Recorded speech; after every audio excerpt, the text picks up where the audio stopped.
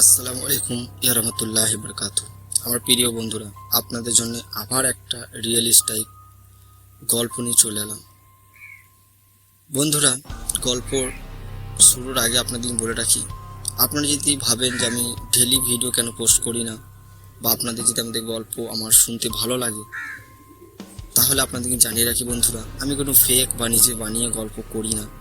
আপনাদের মতনই কিছু বন্ধু আমাকে তাদের জীবনের সাথে ঘটে যাওয়া মুহূর্তটা তুলে ধরে, আর আমি সেই জিনিসটাকে আপনাদের সামনে তুলে ধরার চেষ্টা করি। তেনার যেটুকু আমাকে বলে আমি সেটুকু আপনাদের সামনে তুলে ধরি। কোনো ফেক বা আমি নিজে বানিয়ে কিচ্ছু করি না। আপনাদের যদি বিশ্বাস না হয়, তাহলে আপনাদের সাথে যদি কোনো রকম কিছু ঘটে থাকে, আপনারা আমায় জানাবেন, আমার সাথে কন্ট্যাক্ট করবেন। আগের ভিডিও দিয়ে আপনার কাহিনীটা আমি তুলে ধরার চেষ্টা করব ইনশাল্লাহ। ভিডিওর শুরুতে আপনাদেরকে নিয়ে আরেকটা কথা জানিয়ে রাখি, হয়তো কিছু মানুষের প্রশ্ন হবে যে ভূত পেত আদৌ এসব কি হয়। দেখেন, তাহলে ইসলাম ধর্মে কোরআন কিতাব যেটা আমাদেরকে বলছে বা জানাচ্ছে, আল্লাহ রাব্বুল আলামিন বলে যে আমি যেরকম মানুষ বানিয়েছি তার সাথে জিন্নাত পরিও সৃষ্টি করেছি, কিন্তু ভূত আল্লাহ তাআলা বানায় নাই। বন্ধুরা, ভূত জিনিসটা কি আপনাদেরকে আমি প্রকাশ করি। দেখেন, কোনো মানুষ দুনিয়ার বুকে এসে নিজের কর্তব্য ভুলে যায়, মানুষের সাথে খারাপ ব্যবহার গুনাহগার কাজ করে, তার গুনাহটা এতটাই বেড়ে যায় যে সে নিজের দিশে হারিয়ে ফেলে। সে নিজেকেই এই দুনিয়ায় এসে খোদা ভেবে ফেলে। আস্তাগফিরুল্লাহ, সে নিজেকে এই দুনিয়ায় এসে খোদা ভেবে ফেলে, আর সে গুনাহ কাজে এতটাই জড়িত হয়ে যায় যে তার কোনো হুঁশ জ্ঞান থাকে না যে আমি কোনটা ঠিক বা কোনটা ভুল। তিনি নামাজ রোজা তো বাদ, তিনি এমন এমন গুনাহ করে যে গুনার কোনো মাপ নেই।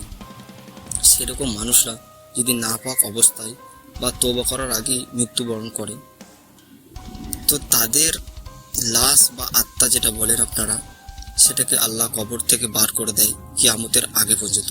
আর সেই আত্মারাই এদিকে ওদিকে ঘুরে বেড়ায়, আর কিছু মানুষের শরীরে প্রবেশ করে এবং তাদের সাথে কোনো রকম খারাপ জিনিস করে, আর সেই জিনিসটাকে আমরা ভূত বলে জেনে থাকি। তো হয়তো আপনাদের কিনে আমি বোঝাতে পারলাম আদেও ভূতটা কী জিনিস। আর ভূত বন্ধু আল্লাহ তাআলা সৃষ্টি করা নাই, এটা মানুষেরই একটা রুহু। তো চলেন মেন টপিকটাতে আমরা আসি। ভিডিওটা পাঠিয়েছি ওয়েস্ট বেঙ্গল থেকে আমার একটা ভাই, যা আজ থেকে 5 বছর আগে তাদের সাথে ঘটে গেছে। ভিডিওটা অনেক লং না, ছোট্ট একটা ভিডিও। আমি আশা করছি আপনারা সম্পূর্ণটা শোনার চেষ্টা করবেন, আর আমার যদি কোনো কথাবার্তা ভুল হয়ে যায় তা আমাকে মাফ করবেন।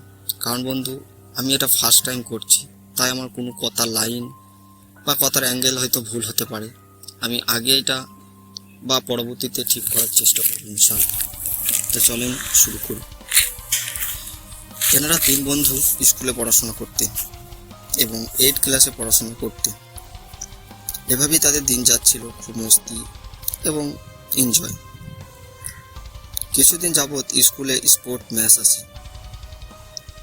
তো ম্যাচে ওরা নিজেদের নাম লেখায়, দৌড়াদৌড়ি কম্পিটিশন।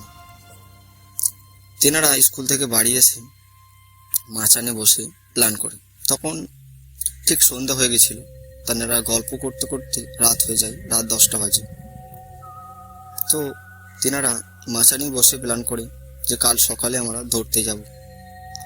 তো তেনারা রাতেবেলায় ওই মাচানে বসেই নিজেদের মধ্যে কথা বলে এবং আলোচনা করে।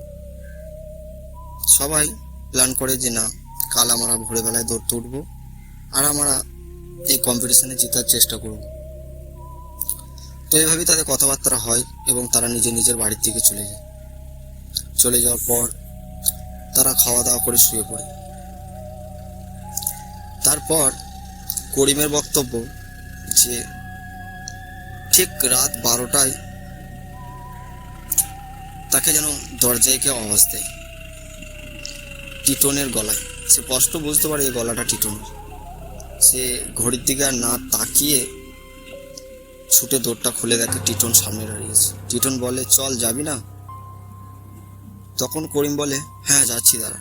করিম মুখে হাতে জল দেয় এবং ড্রেসটা চেঞ্জ করে বেরিয়ে পড়ে। করিম টিটনকে বলে, লালা কোথায়? বলে, চল, ওই মোড়ে দাঁড়িয়েছে, আমি ওকেও ডেকে এনেছি। বলে, ঠিক আছে। করিম মোড়ে যে দেখে ওখানে লালাও দাঁড়িয়েছে। তারপর তারা 3 বন্ধু মেন রোডের দিকে রওনা দেয়। তাদের বাড়ির রোড শেষ হতে একটা মসজিদ পড়ে এবং মসজিদের পাশে একটা কবরস্থান পড়ে, যে কবরটা ওই মসজিদের একটা ইমাম সাহেবের, যে 20 বছর ওই মসজিদে ইমামি করেছে এবং মৃত্যুবরণের পর তাকে ওখানেই কবর দেওয়া হয়। এবং সবারই মুখে জানা যায় যে ওই কবরস্থানে যিনি আছেন তিনি অনেক মানুষের সাহায্য করেন এবং তেনাদের ওপরে যদি কিছু খারাপ জিনিস ছায়া আসে তা তিনি সরিয়ে দেয়। সো করিম, লালা আর টিটন হাঁটতে হাঁটতে ঠিক মসজিদের মিডিল পয়েন্টে এসে দাঁড়ায় কবরস্থানের কাছে। আর তখনই যেন করিমের কান থেকে হাত দিয়ে বলে যে এত রাতে তোরা কোথায় যাচ্ছিস। করিম এই কথাটা শুনি তার ঘুম যেন চোখ থেকে চলে যায়। সে পেছনে ঘুরে দেখে একটা বয়স্ক মানুষ পাঞ্জাবি পরে দাঁড়িয়ে আছে, চুলটা সাদা, আর তার শরীর থেকে যেন একটু সুগন্ধ বেরোচ্ছে। তার শরীরটা মনে হচ্ছে যে যেন জ্বলছে।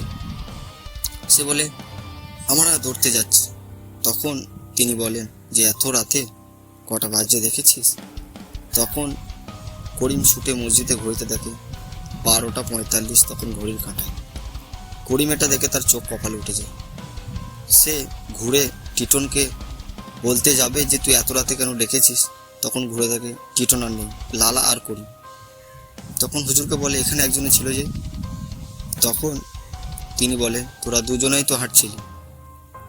তারা বুঝতে পারে ঠিক তাদের সাথে কোনো রকম খারাপ জিনিস ঘটেছে। তারা চুপ হয়ে দাঁড়িয়ে যায়। তখন তিনি বলেন চল আমি তোদের ঘরের কাছে দিয়ে আসি।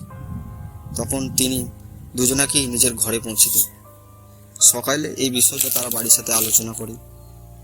তখন তিনাদের মা বলে হয়তো নিশিতে তোর দিকে নিয়ে গেছিল আল্লাহর রহমত, যে উনি আল্লাহর ফেরেশতার মতো এসে তোর দিকে বাঁচিয়েছে। এই ঘটনাটা পুরো গায়ে যেন ছড়িয়ে যায়। আর এইখানেই আমার কাহিনী শেষ হয় বন্ধুরা। তিনারা আমাকে এটুকুই বলেছে, আগে তাদের সাথে কোনো জিনিস ঘটে নাই, আর এটাই ছিল তাদের জীবনে ঘটে যাওয়া কোনো মুহূর্ত। আমি আশা করছি আর আল্লাহ রাব্বুল আলামিনের কাছে দোয়া করি যে আপনাদের জীবনের সাথে যেন এরকম কোনো জিনিস না ঘটে। আল্লাহ আপনাদেরকে নিয়ে আর আপনাদের পরিবারকে হেফাজত রাখে। তো ইনশাআল্লাহ দেখা হচ্ছে পরের একটা ভিডিও।